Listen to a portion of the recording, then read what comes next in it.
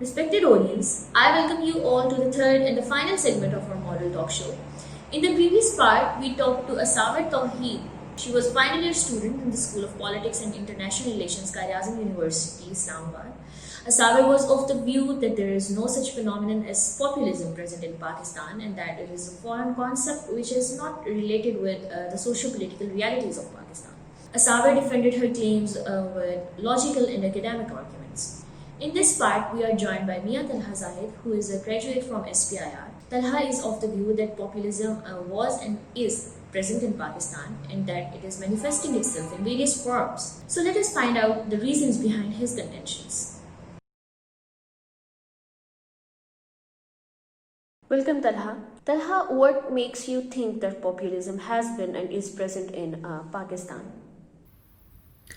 Nayab, I am of the view that the current PTI led government is a populist government with a populist premier at its head. After a thorough theoretical reading, contemplation, and collection of evidences, I have prepared 8 arguments to support this point of view. Each argument consists of a theoretical claim made by various authors, which is then applied on the political behavior of the current PTI led government, and particularly that of Mr. Imran Khan. The first argument is based on the theoretical finding that the populist rhetoric is based on a division between the people and elite. Now, beginning with the theoretical part first, according to Kas Muda, the author of Populism, a very short introduction, the most important division created by populists in a society is an antagonistic one between the people who are understood to be fundamentally good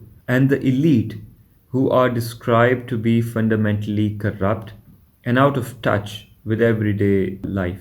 Further, Catherine Fieschi, the author of Populocracy, The Tyranny of Authenticity and the Rise of Populism.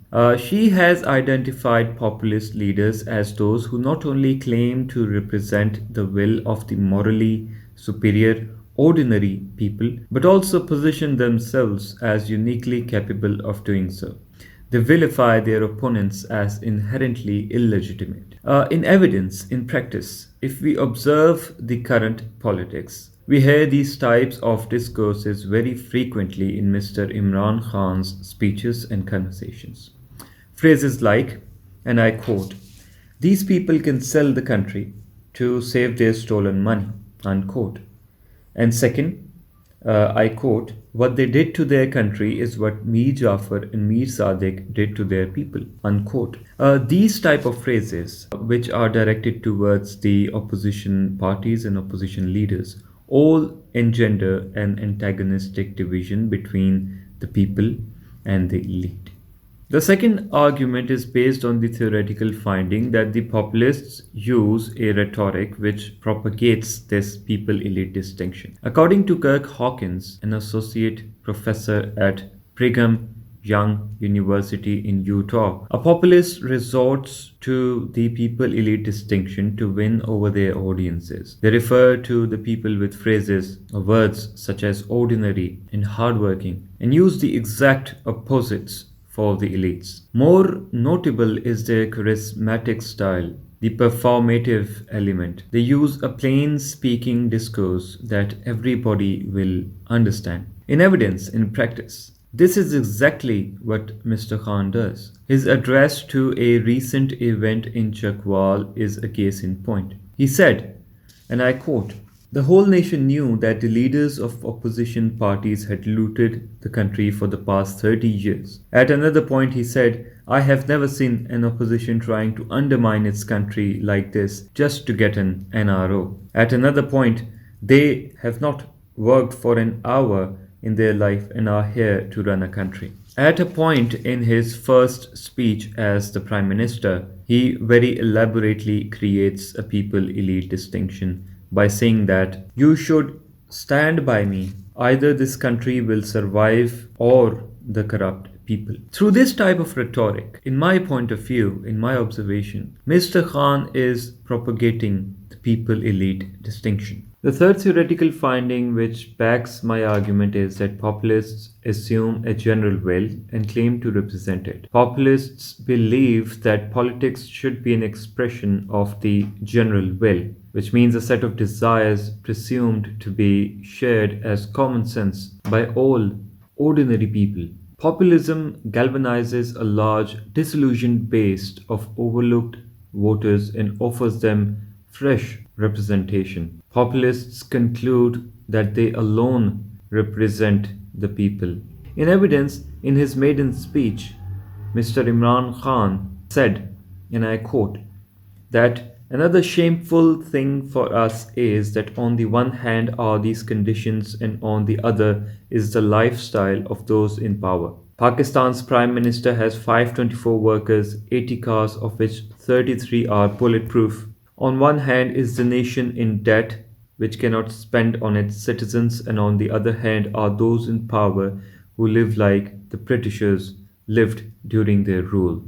These words suggest that he is assuming a general will that all the people of Pakistan want this ultra elite and gated culture of the government to end, and he is claiming to represent it as well. Fourth, they claim to put forward policies which are pro people. In theory, populist opposition to lockdown in almost all countries will become a badge of honor. In defending liberty against lockdown, production against immobility, populists put themselves at the head of a disparate coalition that includes industrialists, impoverished laborers, and members of the middle class, all demanding jobs and freedom. In evidence, Mr. Imran Khan also defended against lockdown in name of poor people. In May, during an address, he said, and I quote, "The ruling elite has decided to announce a lockdown instantly. They did not think about the poor, the daily wager, the common man, and how he would cope." They also claim to belong to the common people. According to Kas Muda, there is a moral dimension of populism as well. A populist may not clearly be a commoner, but will nevertheless pretend to be the voice of the people, and they work to exhibit the same values as ordinary people. A closer look at Mr. Imran Khan's dress and his appearance, both before and after becoming the Prime Minister, qualifies him for this theoretical criterion for populism. And this was the fifth point. But here is when things turn out to be negative. The sixth argument is based on the theoretical finding that once in power, the populists, turn out to be authoritarian. They oppose constitutionalism and liberalism. They remain within democratic bounds, but once in power, they chip away at the important tenets of liberal democracy. William Galston, the author of Anti-Pluralism, the Populist Threat to Liberal Democracy, he explains that populists are skeptical of constitutionalism. They instead profess the belief in the unrestrained rule they have obtained from the will of the real people. Interestingly, they move against it through a variety of mostly legal means, not classic, clearly identifiable repression. Populists, whether individuals or parties, legitimize themselves by maintaining that they alone represent the people and use this argument to undermine their critics, such as the free press or political opponents. And anybody else who disagrees with them does not have, according to them, a legitimate role to play in democratic politics. If we apply these findings on the current political realities of Pakistan, the PTI government's strict approach towards journalists, media, and human rights activists is already well known. In September 2020, the UN itself expressed concern over the attacks on journalists and right activists in Pakistan. Increasing use of presidential ordinances. In 2019, the PTI government bulldozed 11 presidential ordinances through the National Assembly without passing them through legislative scrutiny. And third, political opponents. The current government has also reduced space for political opposition through its accountability drive, which has been termed as selective even by the Islamabad High Court and the Supreme Court of Pakistan. Further, the Freedom House, a US based non government organization, has observed the same. The PTI has also shown disdain for the parliament during the past 2.5 years, and this behavior has even spawned fears that the ruling elite could be on their way to imposing a one party rule in the country. Seventh argument. Populism is a rush of blood phenomenon which is consumed by its own contradictions. According to Pippa Norris, a professor at Harvard University, what often happens is that populists, when they come to power and actually have to deal with things on a daily basis, they often become more moderate as they gradually learn that bomb throwing does not work when they are trying to get things done. And then they often lose their popularity over time because they no longer have that appeal of political outsiders. Interestingly, they resort to similar acts after coming to power, which they used to vehemently criticize before entering the corridors of power. In the context of Pakistani politics, the wheat crisis in February 2020, the sugar crisis of June 2019, a petrol crisis in June 2020, and an LNG mismanagement in December 2020 all indicate a negligence on the part of the current government.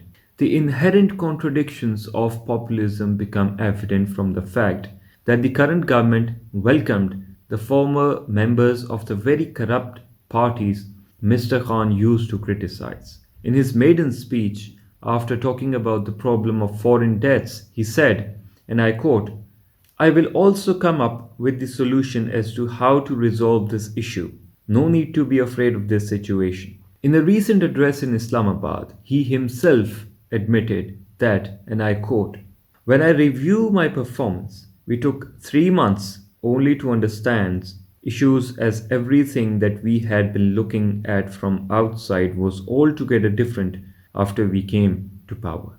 My eighth and final argument is based on the theoretical observation that populists are averse to compromises, to making compromises. According to Muda, they cannot compromise in an amoral struggle because, according to their logic, if the pure compromises with the corrupt, the pure is itself corrupted. They are not dealing with an opponent. An opponent has legitimacy. Rather, for them, it is an enemy. And you do not make deals with enemies, and you do not bend to illegitimate pressure. We can see that the current government has taken a strict and unbending approach towards the Pakistan Democratic Movement, an alliance which is comprised of the parties which Mr. Imran Khan frequently refers to as elites and corrupts. So, on the basis of these eight arguments, I contend that the current government, led by Mr. Imran Khan, can be described as a populist government. This suggests that populism is indeed present in Pakistan today. But don't you think that the previous governments behaved quite similarly to what you have just mentioned? In other words, how would you create a distinction between the behavior of the previous and the current government? If we talk about the PPP and PMLN governments, they have been very different from the current government. And in my observation, they do not qualify as populists. So I have three arguments to support this contention of mine.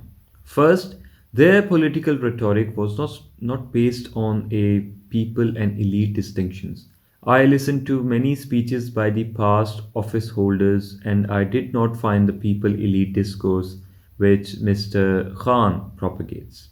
I observed that, for example, the discourse of PPP centered on enhancement of democracy and that of PMLN revolved around bringing socio-economic development.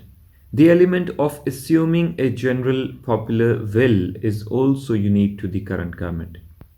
The second argument is that the previous governments were not this much averse to constitutionalism and civil liberties. The Human Rights Watch, in a 2009 report, says that there had been a marked decrease in government sponsored attacks on and intimidation of journalists since the Zardari government assumed office. Moreover, Freedom House, which generates yearly reports on the civil and political rights available in almost 200 countries, awarded Pakistan with 41 aggregate points in 2016, 39 in 2019, and 38 in 2020. This descending number suggests a decline of freedom in Pakistan. The third argument is that we can gauge the level of pluralism embodied by the current government through an analysis presented in a special report recently published in The News, where Mr. Imran Khan has been described as unambiguously intolerant, Nawaz Sharif as ambivalent, and Benazir Bhutto as most accessible to the media. So, on the basis of these three arguments, I contend that the current government fulfills the criteria of being a populist government, whereas past governments fall short of it. Having mentioned that populism is present in Pakistan, what do you see as the consequences of populism in Pakistan? Well, though predictions are dangerous, I believe that it is permissible to read the tea leaves. Generally, populism can have negative consequences for core institutions of liberal democracy. It can, for example, damage press freedoms and civil liberties and the quality of elections as well.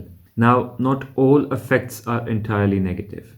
A research at Team Populism, a network of scholars who study the causes and consequences of populism, shows that populists have a positive effect on voter turnout. It reduced economic inequality and dignified the forgotten sections of the population. So, in my opinion, if I build my analysis on the current trends mentioned earlier, populism will further erode civil liberties and press freedom in Pakistan, but at the same time, it will probably increase democratic participation, though it remains to be seen whether it actually does increase democratic participation or not. So, the consequences range from both positive to negative. And what do you suggest to avoid the negative consequences of populism? Um, we should defend against populism's tendency to polarize first, and the democratic institutions need to be strengthened. Third, we need a vibrant civil society, free press, and independent courts. Lastly, I believe that democracy can only be strengthened by adding more and more democracy into the existing dispensation. So, these are some of the measures which can be taken to avert the negative consequences of populism in Pakistan. Thank you so much, Talha, for enlightening us about populism through your response. Thank you very much for having me. Populism has been and is present in Pakistan, and that it is manifesting itself in various forms is the argument Talha has made in his discussion. He is also of the view that populism can have both positive and negative consequences. In the contemporary times, populism can be seen as a major anti democratic wave rising in the world. I hope you have found this discussion a productive one and it would ultimately help you in building a better understanding of the whole phenomenon of populism. Thank you for listening and keep following SPIR Speaking Fraternity.